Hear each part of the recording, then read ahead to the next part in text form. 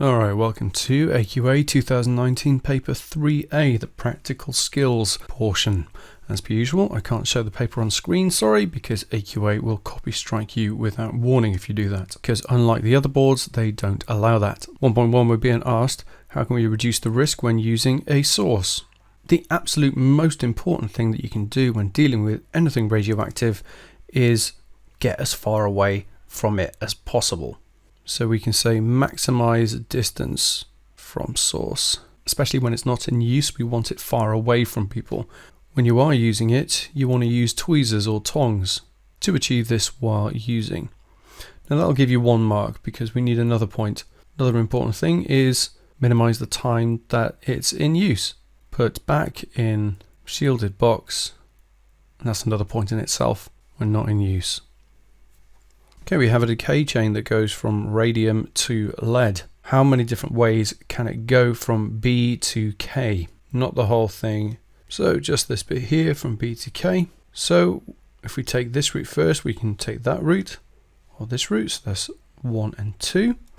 Middle route, we can take either route again. So that's 3 and 4. But then the last route, we can only go this bottom route there. So the answer is 5. 1.3, we're being asked what nuclei are common to all of the routes. We're talking about where the line has to go through, so basically where all the lines connect. Bit cheeky, but they expect you to put A. You'd be forgiven for not putting that one down because, you know, it's obvious, but we still need to write it down. They all have to go through B as well, but then where they intersect next is I. So those are your 3. 1.4, we have an inverse square experiment going on. We're being asked to eliminate systematic error and reduce percentage uncertainty. So systematic error are any errors that are the same in every reading. It's not a random error. First thing you want to do is check for 0 error. Make sure there is no error. So ensure there is no 0 error with the stop clock. Nice easy one to put. Or the counter, the scaler as well. We can say calibrate or 0 both beforehand. So we've mentioned time, but what could affect the actual counting of the radiation bits? It could be that there's another source of radiation in the room, so we could remove all other sources. We could say put a shield around the whole experiment as well, similar idea. What about reduce percentage uncertainty? Well, reducing percentage uncertainty is all about being as accurate as possible, and when you're doing repeats, making sure that everything stays the same. So the controls, so there are plenty of controls in play. So we could say carry out background count and other counts in same place and same time as well, because if the sun's out, then you're going to have a little bit more radiation coming from the sun that could affect your results. What else could we do? We could use a long time, of course. And the classic sort of time is like a minute to 100 seconds. So we're going to say around 100 seconds. It's a nice long time and easy to divide by. All right, 1.5, we have this log graph. We've been asked to find the minimum thickness of the aluminium absorber that should be used. So if we're talking about aluminium stopping stuff, we're talking about stopping the beta minus particles. That's what it stops. So we're looking at an energy of 5.5 mega electron volts. So if we have a look at our graph, it sort of goes 1, 2, 3, 4, 5, 6, 7, 8, 9, 10. So we're looking for 5. So 1, 2, 3, 4, 5. And you might be tempted to say that, oh, it's sort of halfway in between. It's not going to be halfway, it's going to be just over halfway because of the nature of it being a logarithmic scale. So if you take that line that's just above halfway, we end up just over 10. Now just remember that it's 100 over here.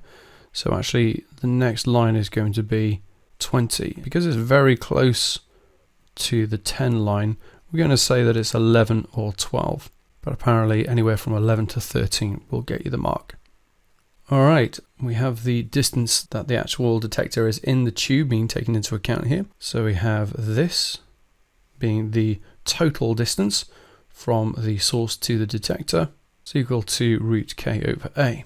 Okay, so they've drawn the graph the other way around to what I usually draw it. But that's D there. This is 1 over root A.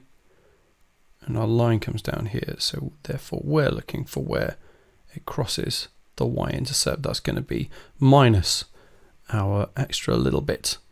So y equals mx plus c. But what do we have? D is our y. Going to keep it as m for now. And then, of course, times 1 over root a. So in other words, divided by root a minus e. That's going to be our y-intercept. So of course, rearranging this, we have d plus e is equal to m over root a. So therefore, it seems like this has to be equal to this. Therefore, our gradient is equal to root k. Therefore, k is equal to the gradient squared. So make yourself a nice big triangle, at least half of the line. Choose some points that are actually on some corners. So I'm going to pick this point here. So that's 0.16 and 40. That is millimeters, but we'll deal with that in a second. And why not? I'm going to pick the point right at the top. So that's 0.88 and 350 millimeters. Now, I might be tempted to turn it into meters, but because we're being asked for the y-intercept in millimeters, it doesn't actually matter, so we can just leave it as it is. So I'm going to say my gradient is 350 minus 40 divided by 0.88, take away 0.16. And that gives me 431, let's say. Therefore, my gradient is going to be 431 squared. So that gives me a k of 1.9 times 10 to the 5. Finally, all we have to do is pop that back into our equation, just pick a point. So therefore, we can see that E is going to be equal to, okay, what's the unit of that going to be? Well, the y-axis is in millimeters, but because it's squared, it has to be millimeters squared, and then divided by the square root of Becquerel squared. So let's do that. Divided by 1 over the square root of Becquerel. But because we know it's squared again, basically that is 1 divided by Becquerel. So in other words, it ends up just being Becquerel on top. So millimeters squared Becquerel. Technically, we should probably change that into s to the minus 1, but either is acceptable. Not an easy one to get that. And finally, we're being asked to find a value for E. So all we have to do is pop that back into our equation. So here we can see, rearranging it, E is equal to, well, actually, we can just use our gradient, I think. M divided by root A minus D. So let's pick a point. So that's M over root A minus D. But if we're actually taking a value from here, then that has to be the gradient times 1 over root A. So our value for x, in other words. I mean, you know, we're just looking for the y-intercept, aren't we? So let's just say that it's C is equal to y minus mx. That's literally all we're doing. Let's not complicate it. So let's pick a point. I'm going to choose, why not? Let's just choose the point that we had above there. So 350 minus, again, we don't need to change it into meters. What did I say? I said it was 431 times 0.88. And that gives me 29 millimeters. But anything between 28 and 32 is acceptable. Not a super easy question, but again, it's just all about just thinking about things in terms of your straight line graph equation, y equals mx plus c. If you keep hold of that, everything just falls into place, regardless of how complex the variables are on the graph itself. 2.1, we have this water rate thingy. We've been asked to give a procedure, Q being meters cubed per second. So in other words, volume divided by time. So of course, we're going to let water flow for a certain time. Again, maybe 100 seconds. We measure the time with a stop clock, and then we could just collect the water in measuring cylinder to obtain the volume. I don't really get why it needs to be made more complex than that. That's a bit weird. There are alternatives such as get the mass, find the mass using the balance and then times by the density of water, 1000. Yeah. So how can we reduce the uncertainty? Well, we could use a long time, e.g. a number of minutes, if it's not flowing that fast. But the drips on the diagram imply that it's not.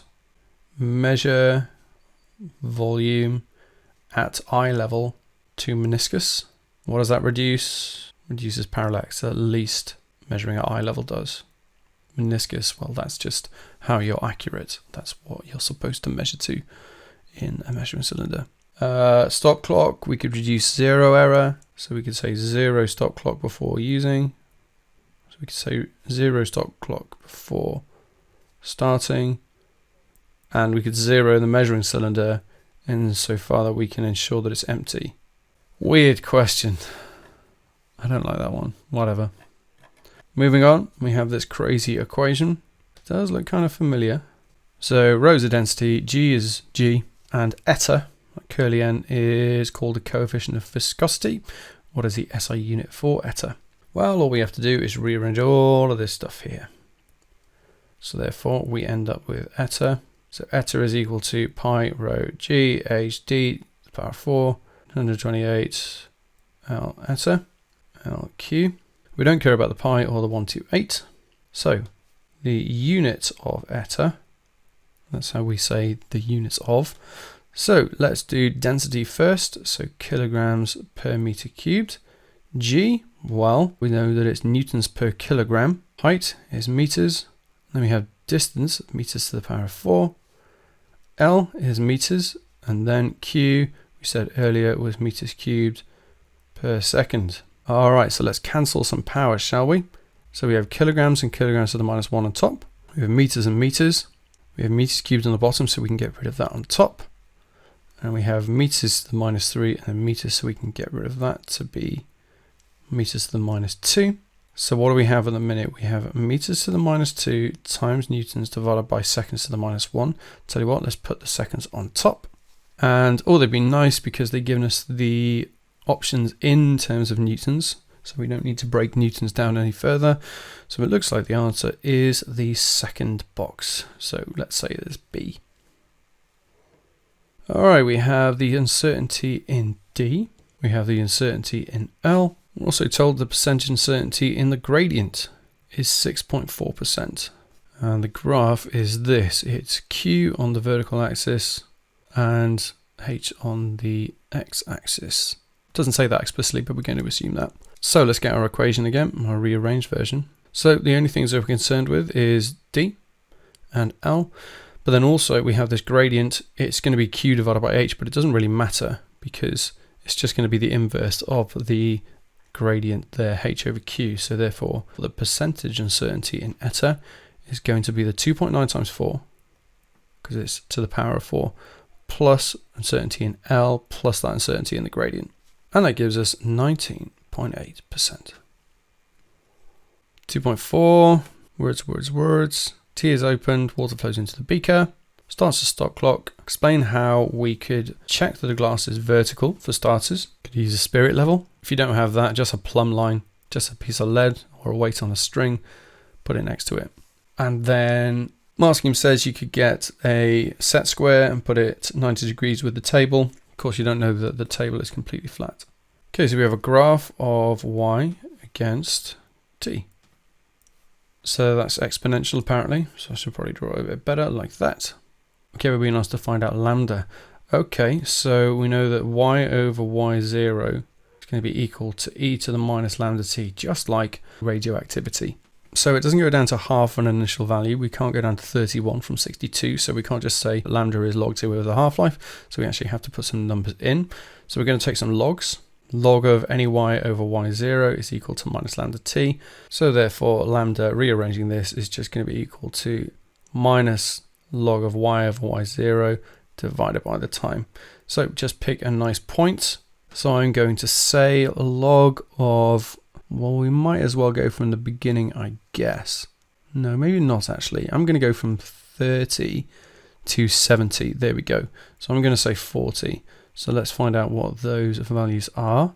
So the final value is 50. And then divided by what it is when it's 30, that's 59.8. And that gives me 4.5, yeah, 2 sig figs. Times 10 to the minus 3, and the unit, of course, is seconds to the minus 1. Mark Scheme says that it should be 3 sig figs. Maybe because, well, our time we can go, no, I don't think it should be actually, because the time is only to the nearest second, and then y is to the nearest 0.2 centimeters. So I'm not sure I agree with that, but whatever. If they want 3 sig figs, I'll give mine 4.47 times 10 to the minus 3, seconds to the minus 1. 2.6 t half is the time for it to decrease by 50%. No doy. Determine the half-life. Easy, like we said just now. Half-life and decay constant are just almost reciprocals of one another, but they're related by log 2. So we're going to do log 2 divided by, let's just go with the rounded answer, 4.5 times 10 to the minus 3. That is 154 seconds. This question's still going, huh? Okay, so now it's at a horizontal. We're now being asked to draw a line to show how it would be different. So that's our initial line, and it starts at 68.5. So therefore we need to find what it starts at to begin with. So 68.5, and we're actually turning away from the vertical. So we're going to do 68.5 sine 30. Sine 30 is a half, so actually it's just going to be half that. So let's go with 34, well, let's say 0.3. And then we should have another point really, shouldn't we? Because we can't just guess it. So let's go for 60 seconds, shall we? Let's find out what it's going to be then. So y over y0 is equal to e to the minus lambda t.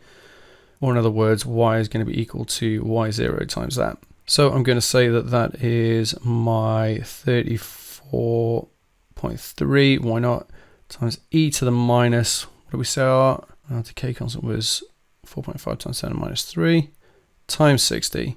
And it gives me 26.2, so let's just say that's 26. So I need a point there at 26 as well, and then I can join my lines up. You might want to do a third one at the end as well. There we go. Question 3, we have stationary wave, signal generator, blah, blah, blah, oscilloscope. Determine the frequency first of all. Well, we can see that the time base is 10 milliseconds per centimeter. How many squares across is one wave? Not terribly easy because they've given us not a nice number. So we're going to do the classic thing when we have multiple waves. We're going to take multiple waves and then divide by the number of them. In other words, find the average. So I tell you what, I'm actually going to go from this point here to, I think, this point here. And I can see that's exactly something and a half waves. So let's just count them. 1, 2, 3, 4, 5.5. So 5.5 waves. How many squares is that? That's 1, 2, 3, 4, 5, 6, 7, 8, 9. So that's obviously 90 milliseconds. Therefore, time period is 90 times 10 to the minus 3. So I'll tell you what, I'm just going to say 0.09 divided by 5.5. And that gives me this crazy time period here. But we're not looking for that. We're looking for frequency. Frequency is 1 over the time period. And that gives me 61 hertz. 3.2, we're being asked to determine the wavelength of the wave. Well, it seems like it's going from 22.6 all the way to, was that 80.4? And we know that that is half a wavelength because it's just one loop, isn't it? So lambda over 2 is equal to 80.4 take away 22.6. That is in centimeters, so we just need to be careful with that. So I'll tell you what, I'm going to change that. Therefore, the wavelength is going to be equal to 2 times that. It gives me 1.156. So let's just call that 1 point. And let's go to 3 sig figs, 1.16 meters. 3.3, we're being asked to find the wave speed.